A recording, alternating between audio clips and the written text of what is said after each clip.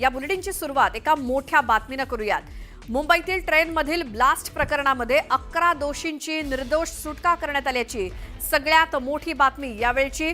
मुंबईतील ट्रेनमध्ये झालेल्या ब्लास्ट प्रकरणी सगळ्या म्हणजेच 11ही आरोपींची निर्दोष सुटका करण्यात आल्याची सगळ्यात मोठी बातमी। मुंबईतल्या ट्रेन ब्लास्ट प्रकरणाच्या तपासाला त्यामुळे मोठा झटका लागला असं म्हणावं लागेल, कारण सगळ्याच दोषींची निर्दोष सुटका करण्यात आलेली आहे। अधिक माहितीसाठी जाऊयात आमचे प्रतिनिधी प्रशांत बाग यांच्याकडे। प्रशांत, काय माहिती? श्वेता, खरं तर धक्कादायकच एकंदरीत म्हणावं लागेल, कारण 2006ला जो ट्रेन ब्लास्ट घटना घडली होती त्याच्या जखमा अजूनही ताज्या आहेत। आणि या पूर्ण म्हणजे वेगवेगळ्या प्रकारच्या लोकल ट्रेनमध्ये 7 बॉम्ब ब्लास्ट झाले होते, 189 लोकांचा मृत्यू झाला होता आणि 827 गंभीर जखमी झाले होते। आणि या पूर्ण स्फोटांमध्ये आरडीएक्सचा वापर करण्यात आला होता। याच्यामध्ये एकंदरीत 12 आरोपी होते। आणखी त्यातल्या म्हणजे की त्यांना सेशन कोर्टानं यापूर्वीच त्यांना दोषी निश्चित करून शिक्षा सुद्धा सुनावली। यातल्या 5 जणांना फाशी तर 7 जणांना सक्त मजुरी, आजीवन कारावास हा पूर्ण ही शिक्षा सुनावली होती। अर्थातच मुंबई उच्च न्यायालयामध्ये ते अपील करण्यात आलं होतं आणि तब्बल तेव्हापासून यातले अनेक जण कारागृहातच आहे। आणखी आज जो मुंबई उच्च न्यायालयानं 2025ला जो हा निकाल दिला, हा निकाल खरोखर धक्कादायक मानला जातोय। सरकारी यंत्रणा याच्या विरोधामध्ये नक्कीच अपिलात जाणार। आताच अटॉर्नी जनरल यांच्याकडनं जी माहिती मिळते त्यानुसार।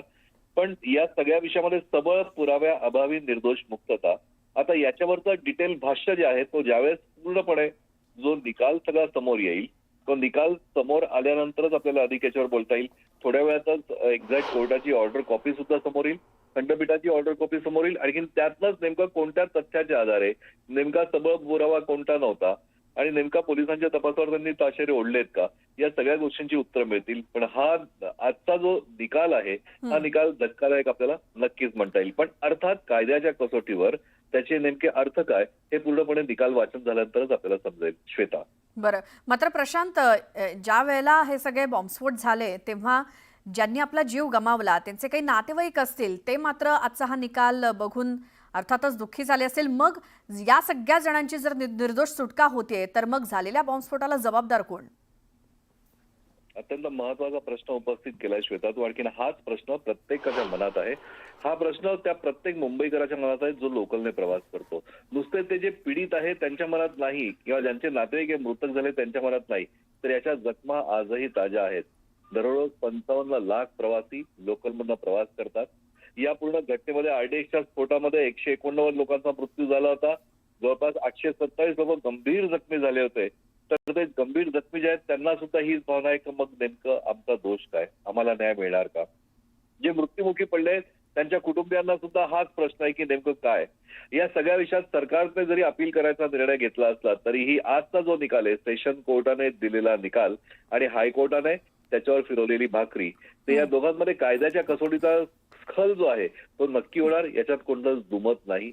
पण एक मात्र निश्चित की जो प्रश्न तू उपस्थित केलाय तोच प्रश्न प्रत्येक सर्वसामान्य मुंबईकर, पीडित, त्यांचे नातेवाईक या सगळ्यांच्याच मनात आहे की मग दोषी कोण होते, मग आरोपी कोण होते, मग जबाबदार कोण याला? जर हे निर्दोष आहेत तर मग खरे आरोपी कोण? मग त्या तत्कालीन तपास यंत्रणेने खरोखर खऱ्या आरोपींना पकडलं होतं का खोट्या आरोपींना पकडलं होतं? का खऱ्या आरोपींना पकडलं आणखी त्यांचे पुरावे जे आहेत ते परिस्थितीजन्य पुरावे जे कोर्टामध्ये त्यांना टिकवता आले नाही। सेशन कोर्टानं कोणत्या आधारावर यांना दोषी निश्चित केलं होतं आणि हायकोर्टानं नेमकं कोणत्या आधारावर या सगळ्यांना निर्दोष मुक्त केलं? या सगळ्या गोष्टींचा स्खल होणार। हे सगळे प्रश्न अनुत्तरित आहे, हे प्रश्न अधिक उभे राहणार, कारण मुंबईसाठी अत्यंत संवेदनशील खटला म्हणून खरं तर 2006चा हा लोकल ट्रेनमध्ये झालेला ब्लास्ट खटला याकडे बघितलं जातं। श्वेता, बरं, मात्र यापुढे याला कोणी आव्हान देऊ शकतं का, किंवा काय असते ती सिस्टीम, किंवा जर कुणाला या विरोधात जर आवाज उठवायचा असेल किंवा शंका उपस्थित करायची असेल तर मग कुणी करू शकतं का? श्वेता, एक निर्णय जो आपल्याला आत्ताच समजलेला आहे की राज्य सरकार सुप्रीम कोर्टामध्ये हायकोर्टाच्या या निर्णयाला आव्हान देणार आहे।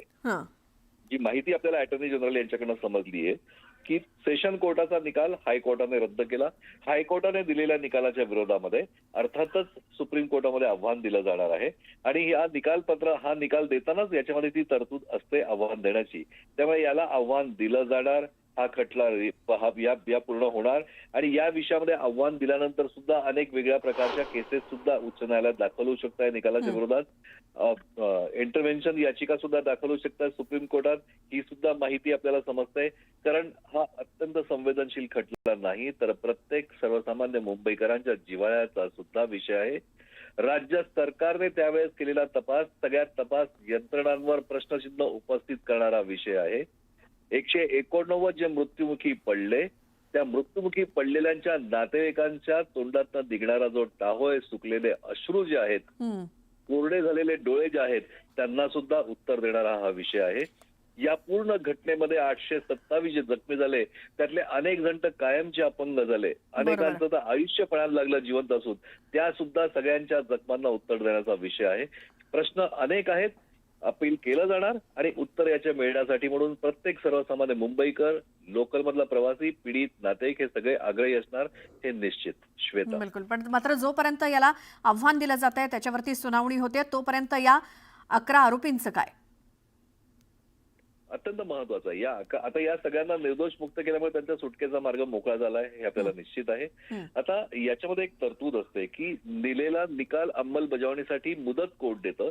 कधी 15 दिवस मुदत देतं कधी 1 महिना मुदत देतं. आता अधिकृत निकालाची प्रत हातात आल्यानंतर याच्यामध्ये काही मुदत दिलीये का अर्थात ती मुदत दिली जात असते अपिलासाठी ज्याचा फायदा राज्य सरकारला होतो.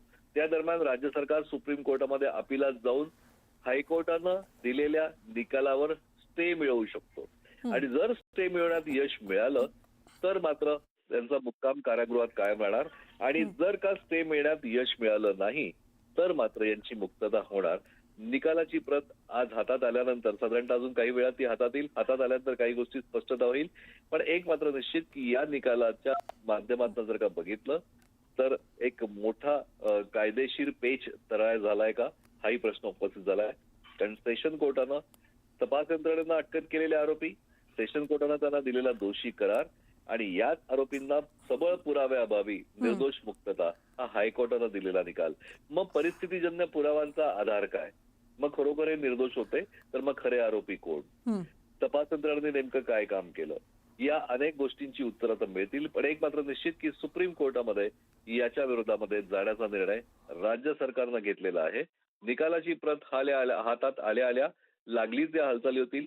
आणखीन सुप्रीम कोर्टातनं स्टे मिळवण्याचा हा प्रयत्न राज्य सरकारचा असेल. स्टे मिळाला तर आरोपींचा कारागृहात मुक्काम कायम राहील नाही स्टे मिळाला तर त्यांना बाहेर मुक्तता त्याची होऊ शकते.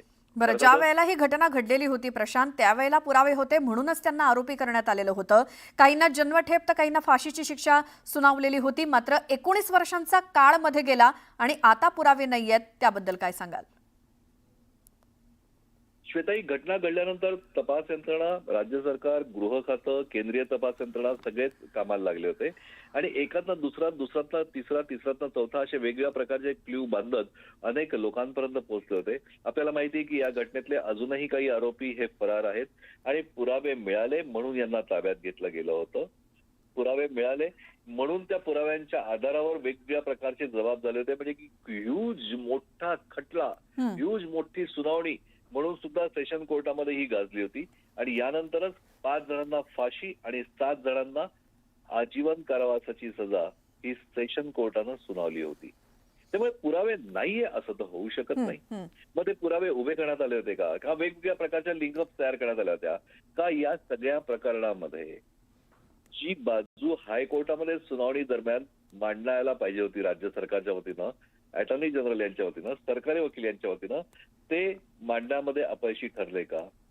आरोपींच्या वकिलांनी जे मुद्दे उपस्थित केले ते खोडण्यामध्ये राज्य सरकार अपयशी ठरलं का याच्यामध्ये कायदेशीर लिथर्जी आपण म्हणतो की अशा प्रकारचा प्रयोग झालाय का? बऱ्याच वेळा अशा प्रकारचे प्रयोग होतात. म्हणजे एकमेकांना वाचवण्यासाठी किंवा दुर्लक्ष केलं जातं किंवा योग्य ते मुद्दे मांडले जात नाही किंवा योग्य त्या पद्धतीने मांडले जात नाही हा सगळा प्रकार होत असतो.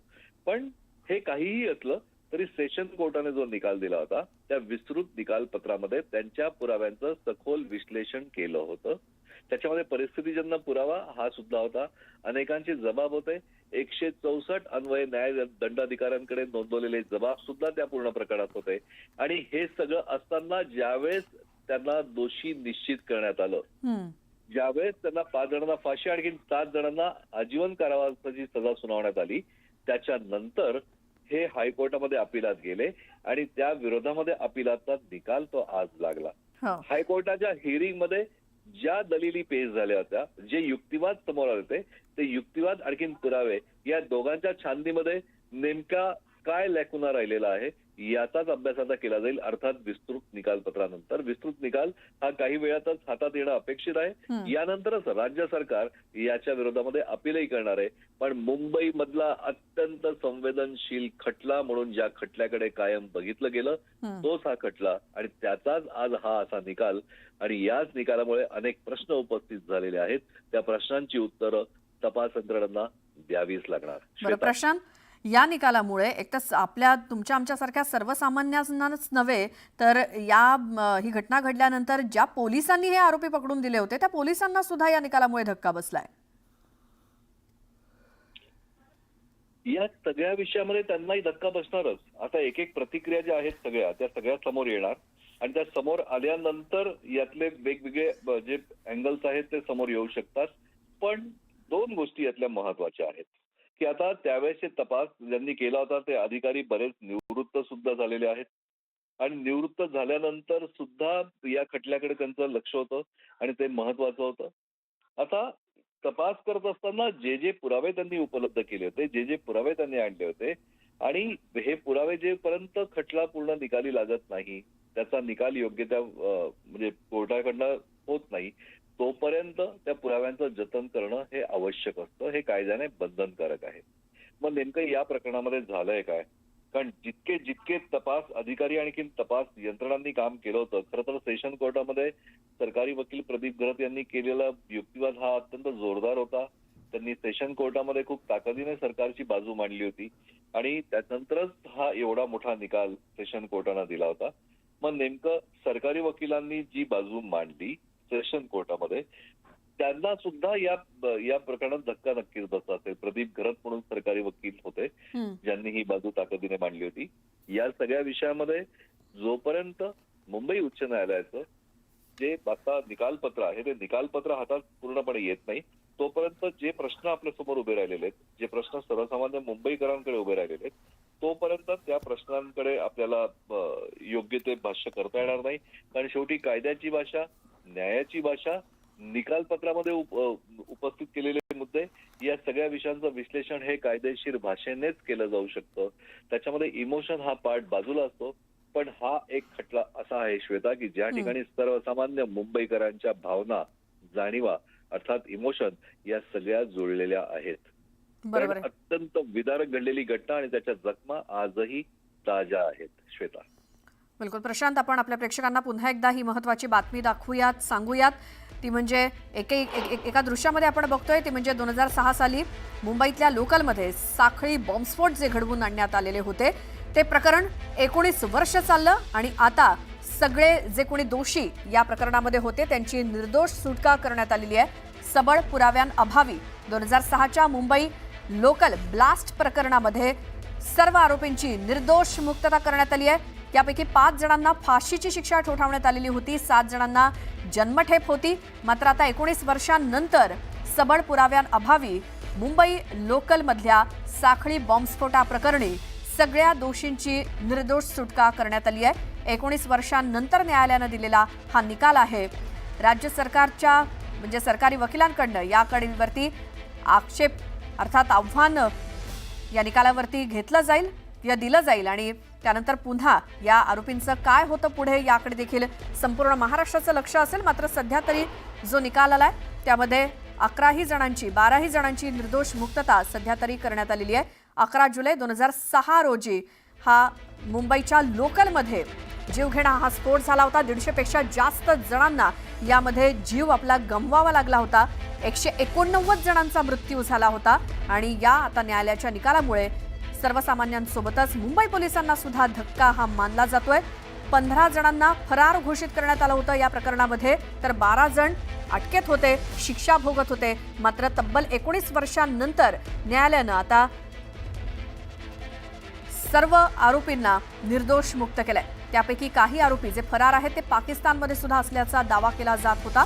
2015 मध्ये ट्रायल कोर्टानं 12 आरोपींना दोषी ठरवलं होतं आणि आता 2025 मध्ये या दोषींना आता निर्दोष घोषित करण्यात आलंय. 11 जुलै 2006 रोजी संध्याकाळी मुंबईच्या लोकलमध्ये 7 वेगवेगळ्या ठिकाणी 11 मिनिटांमध्ये स्फोट घडवण्यात आलेले होते. संपूर्ण महाराष्ट्र हादरून गेला होता. बॉम्बस्फोटांमध्ये 189 मुंबईकरांचा मृत्यू झाला होता, प्रवाशांचा मृत्यू झाला होता, तर 827 पेक्षा जास्त प्रवासी यामध्ये जखमी झालेले होते.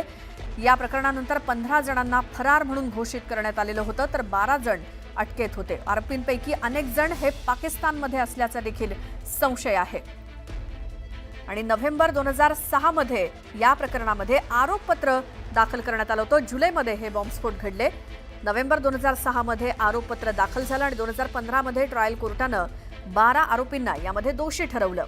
त्यापैकी 5 जणांना फाशीची शिक्षा सुनावण्यात आली, तर 7 जणांना जन्मठेपेची शिक्षा सुनावण्यात आली. 11 जुलैला 2006 रोजी संध्याकाळी मुंबई लोकलमध्ये जे काही भीषण असे बॉम्बस्फोट घडवण्यात आलेले होते त्याची आपण दृश्य त्यावेळची संग्रहित अशी 2006 सालची ही दृश्य डावीकडच्या दृश्यामध्ये आपण बघतोय. आणि 189 जणांनी आपला जीव या बॉम्बस्फोटांच्या मालिकेमध्ये गमावला होता. त्यांचे जे कोणी नातेवाईक किंवा त्यांच्या जवळची मंडळी यांना देखील हा धक्का बसला असेल. त्याचसोबत मुंबई पोलिसांना सुद्धा धक्का बसलाय. ज्या आरोपींना मुंबई पोलिसांनी तेव्हा पकडून दिलं होतं त्यांना शिक्षा सुनावली सुद्धा गेली होती, मात्र सबळ पुराव्यांअभावी न्यायालयानं त्यांना निर्दोष मुक्त केलेलं आहे. लोकलमध्ये 7 वेगवेगळ्या ठिकाणी 11 मिनिटात स्फोट झालेले होते. 7 ठिकाणी, त्यामध्ये 189 जणांना आपला जीव गमवावा लागलेला होता. आणि हे प्रकरण संपूर्ण महाराष्ट्रातलं अतिशय संवेदनशील असं, ज्यामध्ये 189 लोकांनी आपला जीव गमावला होता. 12 जण त्यामध्ये दोषी होते. महाराष्ट्र एटीएसनं 13 आरोपींना त्यावेळी अटक केलेली होती. त्यापैकी 5 जणांना फाशीची तर 7 जणांना जन्मठेपेची शिक्षा सुनावण्यात आली होती. मात्र या सर्व आरोपींना आता तब्बल 19 वर्षांनंतर निर्दोष मुक्त करण्यात आलेला आहे, निर्दोष सिद्ध करण्यात आलंय, कारण सबळ पुराव्यांचा अभाव